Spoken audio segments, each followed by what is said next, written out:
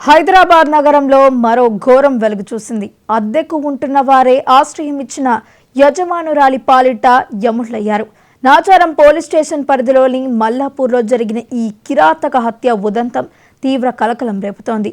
బాబానగర్లో ఒంటరిగా నివసిస్తున్న సూరెడ్డి సుజాత అనే వృద్ధురాలిని, ఆమె ఇంట్లో అద్దెకు ఉంటున్న అంజుబాబు, అతని స్నేహితులు కలిసి అతి దారుణంగా హత్య చేశారు.